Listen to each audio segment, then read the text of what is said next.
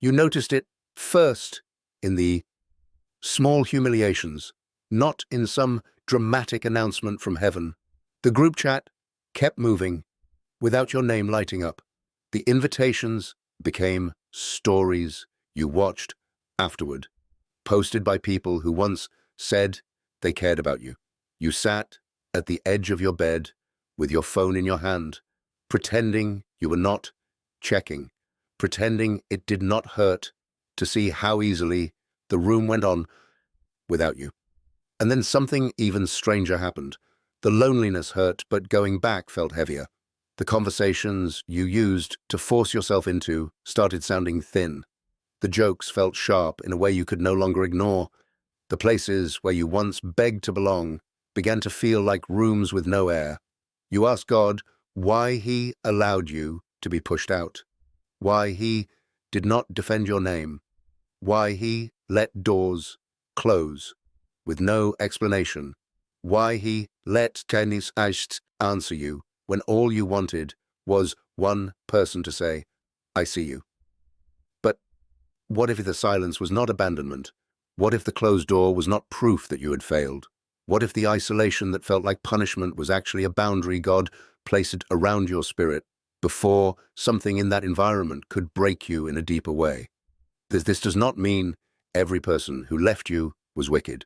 It does not mean every friendship that faded was secretly an enemy wearing a smile. Sometimes people drift because seasons change, because hearts mature at different speeds, because God is dealing with them too. But there are moments when the separation is too precise to be random. You lose access to the exact people who kept pulling you out of prayer. You stop fitting in with the exact crowd that celebrated the version of you God was trying to heal. You feel restless in the exact place where your discernment used to go numb. That is when you have to pause and consider that maybe God did not remove you because He was angry with you. Maybe He removed you because you were too exhausted to leave on your own, too loyal to question the damage, too wounded to call confusion by its real name. Sometimes protection arrives looking like exclusion, and the chosen heart does not recognize mercy until it has survived what it was kept from. The hardest part is that isolation does not feel holy when it begins. It feels embarrassing. It feels like being forgotten in public. It feels like walking into work and realizing the energy has shifted, sitting at a family table and sensing that your voice is tolerated but not received. Opening your messages and seeing old threads that used to be full of warmth now sitting cold and unanswered. You replay conversations in your head, searching for the moment everything changed. You wonder if you were too sensitive, too intense, too honest, too quiet, too different. You may even start bargaining with God in small, painful ways. If I change my tone, will they accept me again? If I explain myself better, will they understand? If I stop being so serious about my walk with you, will I stop feeling so alone? That is the emotional trap of a hidden season. The enemy tries to make you believe that peace is the same thing as rejection, and that discomfort means you are outside of God's care. But God's care is not always shown by giving you a room full of people.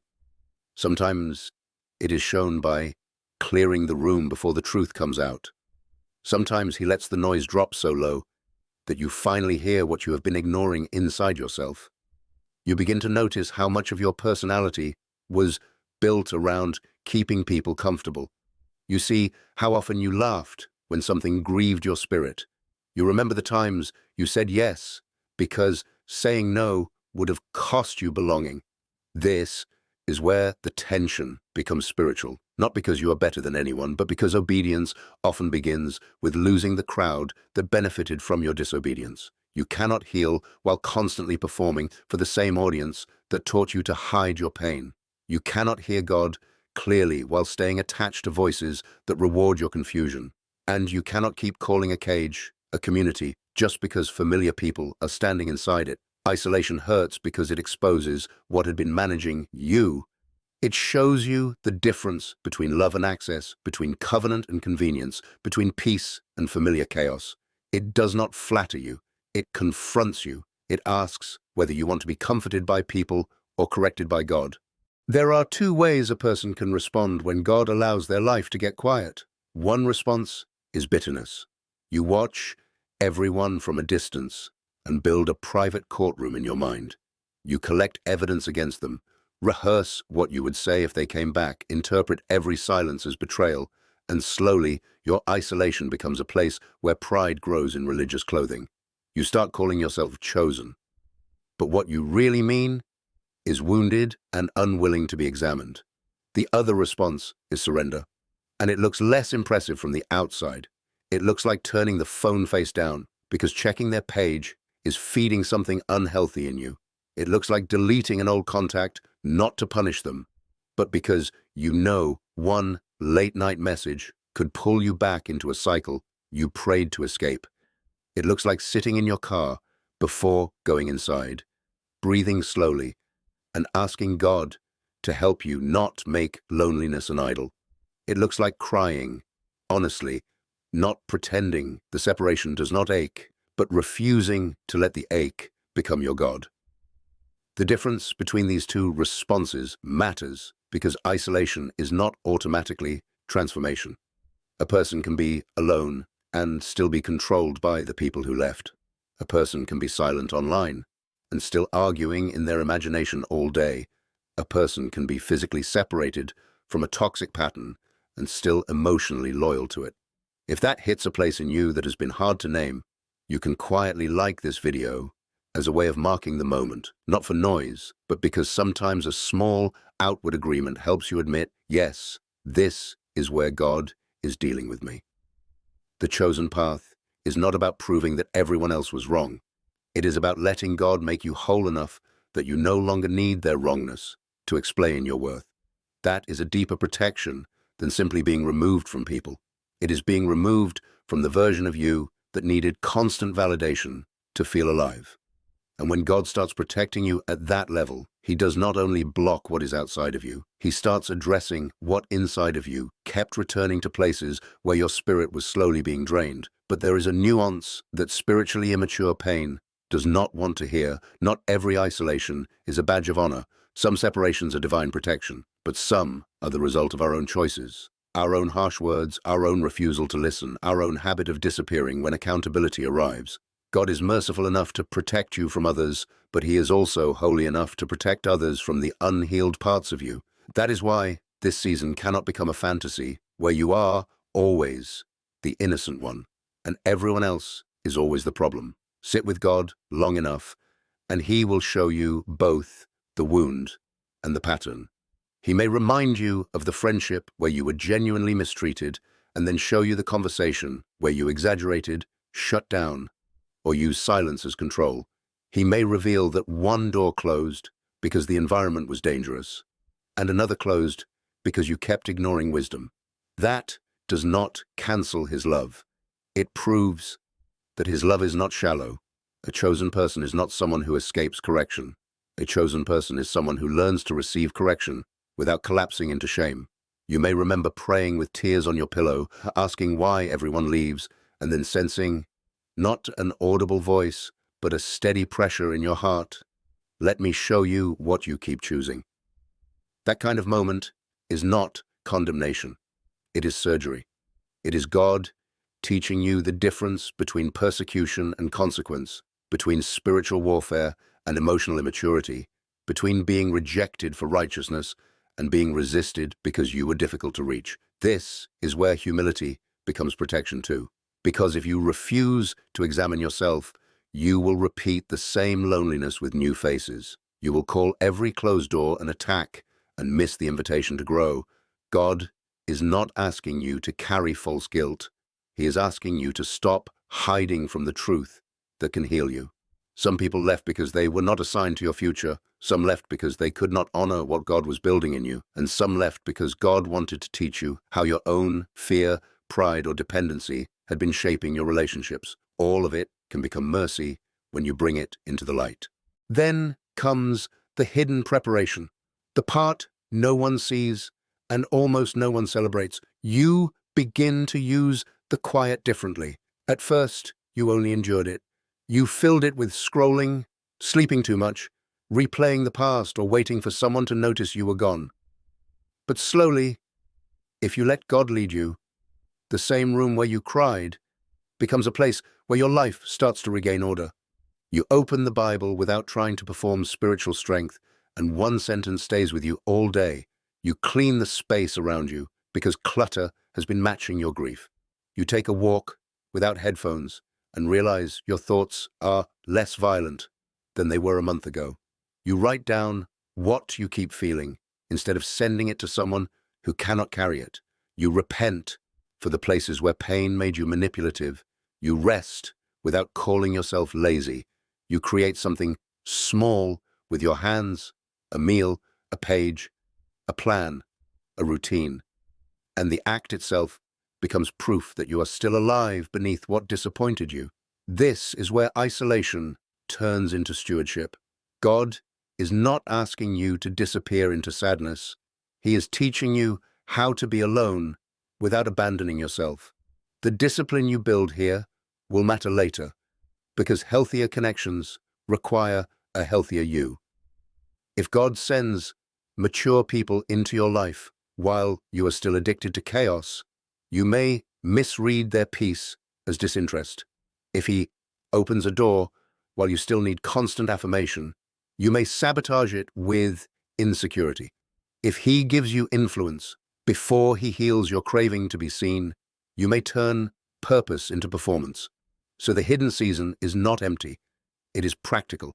It is where your appetite changes, where your boundaries become less dramatic and more consistent, where your prayers become less about controlling outcomes and more about becoming trustworthy with what God entrusts to you. If you feel led, answer this in the comments with one honest sentence. What has God been teaching you to do with the quiet instead of just surviving it? That question matters because the proof of protection is not only what God kept away, it is what He is forming in you while no one is watching. Over time, you may receive a kind of confirmation that does not come with thunder. It comes through the calm realization that you no longer desire what once had power over you. You hear about the group you were desperate to remain part of, and instead of jealousy, you feel a sober sadness, not because you hate them, but because you can see the pattern now. You learn that the place you cried over losing was full of conversations that would have slowly trained you to betray your convictions. You find out that the opportunity you begged God to restore came with hidden compromises that would have cost you more than you understood at the time. Someone casually mentions what happened after you left, how the room became more divided, how secrets came out, how the atmosphere grew heavier, and you sit there quietly, not celebrating, not saying, "I knew it," but feeling the weight of being spared. That is a sacred kind of trembling, because you realize God was not being cruel when He did not answer your prayer the way you demanded. He was being Father. You wanted explanation, but He gave distance. You wanted vindication, but He gave cover. You wanted to be understood by people who were not capable of handling the part of you He was healing. This is not an invitation to become suspicious or proud. It is an invitation to trust His timing with more humility. Sometimes you only understand protection after your emotions stop arguing with it. When the wound is fresh, everything in you may call the closed door rejection. But later, after prayer has washed some of the panic out of your system, you can look back and see the pattern. The nights you were too tired to go where you were invited, and later discovered something happened there that would have pulled you backward. The sudden loss of interest in a conversation right before it turned cruel. The friendship that faded before loyalty would have required you to lie for someone. The job that did not choose you before it demanded more of your soul than the paycheck could justify. God's protection is often recognizable only in hindsight because at the time your attachment is louder than your discernment. But when peace finally speaks, it speaks with weight. It does not need drama. It simply shows you what your pain could not see. Still, isolation is not meant to make you unreachable. That is another trap. Some people survive a painful separation and then build a wall so high they start calling fear wisdom. They say they are protecting their peace, but really they are refusing to be known. They say God has them hidden, but they use hiddenness to avoid forgiveness, vulnerability, service, and the risk of loving again. There is a difference between a boundary and a prison. A boundary has a gate with discernment at it. A prison has no door because fear is in charge. God may isolate you for a season, but he does not heal you so you can worship your isolation. He heals you so you can return to life without handing your soul to everyone who knocks. This is why the chosen path requires balance. You do not run back to the same places just because loneliness gets loud, but you also do not assume every new person is dangerous. You let people show you who they are over time. You stop demanding instant intimacy. You stop forcing spiritual language onto connections that have not been tested by patience. You allow consistency to speak. You allow peace to remain simple. You allow someone's actions to matter more than their ability to say the right things. And you learn to be a safe person too. You answer honestly. You apologize without making excuses. You do not punish new people for old wounds. You do not make others pay an entrance fee built from the betrayals of your past. This is maturity, and it is less dramatic than the content people often call prophetic. It is also more holy, because real protection does not just keep you away from harm, it restores your capacity to love without losing yourself. When God brings you out of a hidden season, he does not need you bitter, suspicious, and spiritually inflated. He needs you discerning, grounded, and tender without being naive. The isolation did not happen so you could announce that nobody deserves access to you. It happened so access would become sacred again. The wrong people no longer get to use your fear of being alone to control you. The right people no longer have to fight through your chaos to reach the real you. That is a quiet miracle, and it usually arrives without applause.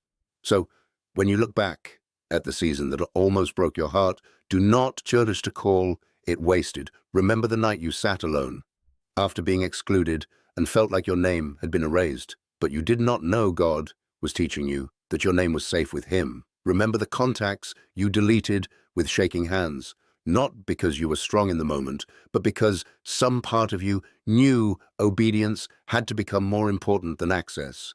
Remember the prayers that were mostly tears, the ones with no polished words, where all you could say was, "Lord, help me not go back." Remember how strange peace felt when it first entered the silence, almost unfamiliar, almost suspicious, because you had lived so long mistaking emotional intensity for love. Remember that God did not explain everything before asking you to trust him. He rarely does. He gives enough light for the next honest step, then waits to see whether you will obey it without a crowd approving it. Your isolation was not proof that you were unwanted. It was a protected space where false dependencies lost oxygen, where your discernment regained its voice, where your appetite for chaos began to starve, where the version of you that begged for unsafe rooms finally got tired enough to be healed. Some people who left were not villains. Some doors that closed were not curses. Some silence was not hatred. But the hand of God can use even ordinary endings as holy rescue. You do not have to turn your pain into pride to honor what you survived. You only have to tell the truth. You were removed from places you did not have the strength to leave, slowed down before you could run into deeper harm, hidden long enough to recover the sound of your own soul under God's care. And now, even if the room is still quiet, it is not the same quiet. It no longer feels like an empty hallway after abandonment. It feels like standing outside a building you once begged to see to enter, finally noticing the cracks in the walls, the smoke under the door, the weight in the air, and understanding with a trembling kind of peace that God closed it before the room collapsed.